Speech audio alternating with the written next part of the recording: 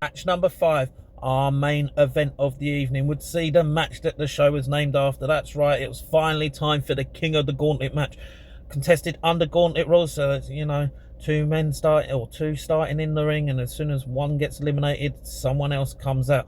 So in at number 1 was Sandy Jack. Not actually seen Sandy Jack in action before, like in wrestling action before, and he had Jazz the Ripper in his corner. And in at number 2 was Connor Cross. Now, Sandy Jack would actually abuse me before the match even started. I love it, Sandy. Bring it. I will give it back.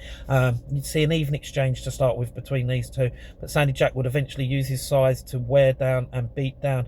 He'd distract the referee. Jazz the Ripper would get involved, and eventually Sandy Jack would hit the double underhook spinning driver to eliminate Connor Cross. So out at number 3, we would see Felix Woodley. Woodley would be posing for the fans, and Sandy Jack would attack, and then Jazz the Ripper would get involved again as Sandy Jack would distract the referee. You'd see Woodley would actually hit a spinning side slam for a near fall, but Sandy Jack would respond with a lariat, then that double underhook spin driver again to eliminate Woodley. In at number 4, we would see Fred. Now, Sandy Jack would just attack from the off. Fred would respond with a DDT for a near fall. Then Jack would launch Fred out the ring, and as the referee was counting, Jazz would grab hold of Fred's leg, and Fred would actually be counted out. Now, in at number 5, we would see Sandy Jack's long-time rival, in the man from far away land. It's even further than that. Buttons. That's right, everyone's favourite theatrical wrestler. Buttons was in the ring. He'd get involved, he'd get in the ring, he would absolutely unload on Sandy Jack and send Sandy Jack to the outside. Jazz the Ripper would enter the ring. She would distract Buttons, but Buttons would launch Sandy Jack into Jazz the Ripper, and then Jazz the Ripper would inadvertently headbutt Jack in the nether regions. Buttons would then hit his hiya gang, hiya Buttons cutter on Jack to eliminate Sandy Jack. And in at number 6, we would see Ace Taylor. Now, everyone loves a bit of Ace Taylor. The fans were absolutely raucous. He had some family in attendance. They were going wild for him. He'd hit a big kick and a drop kick, but Buttons would hit his hiya gang, hiya Buttons face thrust, and Buttons would then hit the elbow drop for a near fall. Taylor would respond with a step up enziguri, then a running sunset press for a 2 count. He'd head up top, but he'd miss the swanton, and Buttons would hit the elbow drop driver. I love me an elbow drop driver for 3 to eliminate Ace Taylor. In at number 7, we would see Sienna Sterling. I do love me some Sienna Sterling. She'd insult me. She'd call me bald yet again. Oh, that's a big insult, Sterling. Big insult. Love it. Love it. I'll give you the abuse back. You know it. I don't care how much I think you're fantastic. I will give you.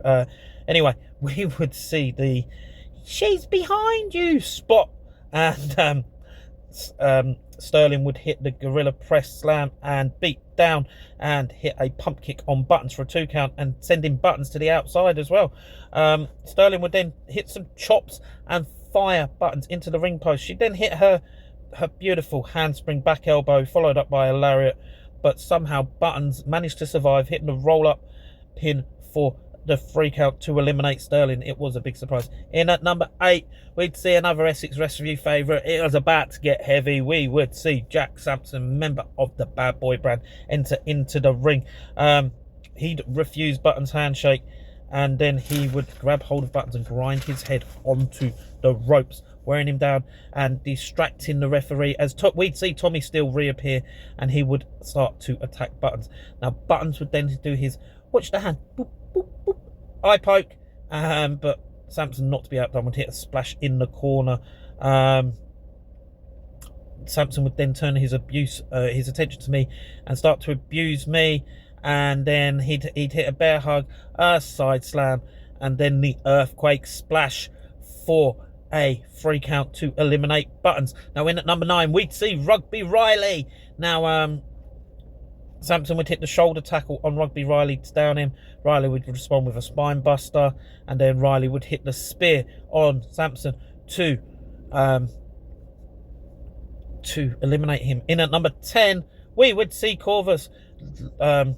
He was billed as the last man in the match. Now, Rugby Riley would hit, Corvus would come in straight on the attack, gaining the near fall, but Riley would respond with a lariat, then a back elbow and a spine buster to win the King of the Gauntlet. No, wait, hang on, that's not right.